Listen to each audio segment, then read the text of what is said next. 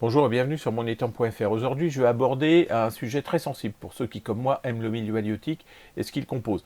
Ce sera une vidéo un petit peu plus longue que d'habitude, mais elle était nécessaire pour parler d'un oiseau aquatique à la fois très connu et redouté des pêcheurs et des pisciculteurs. Je veux parler du cormoran. Ce corbeau marin, comme le nommaient les Romains, est un redoutable prédateur, profilé et équipé pour la pêche intensive qu'il pratique tout en faisant partie des espèces protégées. Cela représente bien le dilemme qu'il inspire. Pour ses détracteurs, c'est un grand destructeur de poissons.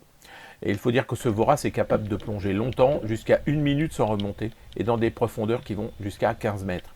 Une fois immergé, il mangera tout ce qui passera à sa portée. Poissons blancs, dont tanches, carpes, alevins, mais aussi des carnassiers comme les sandres, les perches et les brochets.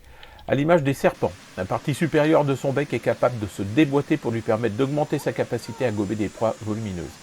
La taille des poissons qu'il consomme oscille entre 10 et 35 cm, mais on le dit capable d'ingérer des poissons qui vont dépasser les 60 cm.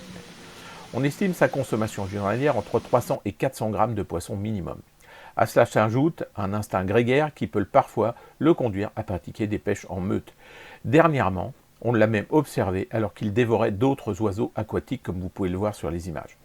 Deviendrait-il un prédateur insatiable comme certains autres animaux, dont les humains ? Honnêtement, je ne le pense pas.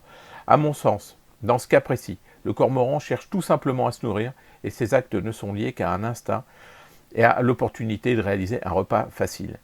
Ceux qu'il protège considèrent qu'en jouant son rôle naturel de prédateur, il intervient sur la qualité de l'eau et contribue à une meilleure oxygénation de l'eau. À leurs yeux, loin d'être une menace, son retour apporte des bénéfices au milieu naturel. Vous me permettrez de douter de cela. À mon sens, certes, cet oiseau est utile et à même de chasser les surplus de population piscicole ou de dévorer des poissons malades, mais c'est plutôt sa surpopulation qui pose maintenant problème.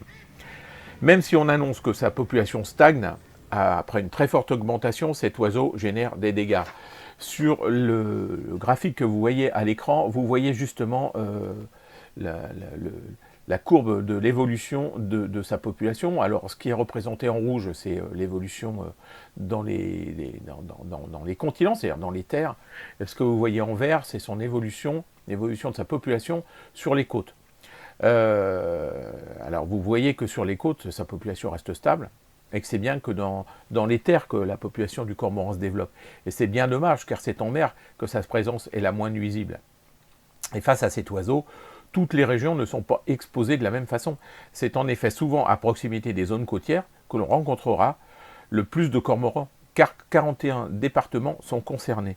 Le graphique que vous voyez à l'écran là représente la France avec les populations de cormorans. Vous voyez sur les côtes de petites populations de cormorans, en règle générale, et c'est plutôt dans les terres que ça se développe, et c'est plutôt dans l'ouest de la France d'ailleurs, par chez moi, qu'il y en a beaucoup. Ma région, les Pays de la Loire, est particulièrement exposée. En effet, en additionnant les populations côtières et continentales, elle totalise près de 22% de la population nationale. Et elle devance désormais nettement la Normandie, qui elle en compte à peu près 18%, ensuite la Bretagne, 11%, le Nord, 8%, et la Picardie, 6%. Le reste de la population, c'est-à-dire près de 35%, dispersée dans de nombreuses petites colonies. Une fois ce constat dressé, on fait quoi? Autrefois, le bon sens nous guidait nos actions. Aujourd'hui, nos décisions tiennent plus à la pensée des bobos écolos qu'à autre chose. Sans penser à éradiquer cet oiseau, limiter ses effectifs dans les terres serait à mon sens une bonne idée. Et c'est plutôt ainsi qu'on arrivera à retrouver un équilibre. Parfois, il faut savoir intervenir sur la nature de façon efficiente et intelligente.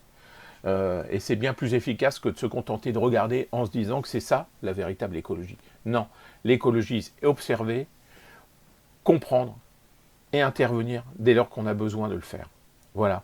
Bon, c'est sur ces mots, ces pensées un peu, un peu spécifiques que je vous quitte et que je vous souhaite en cette fin 2023 de bonnes fêtes de fin d'année et puis surtout une bonne et heureuse année pour 2024 avec tout ce que ça comporte pour nous, amoureux du milieu halieutique et pour la population française en général, avec un peu de paix sur le monde, ça ferait pas de mal. Allez, à bientôt.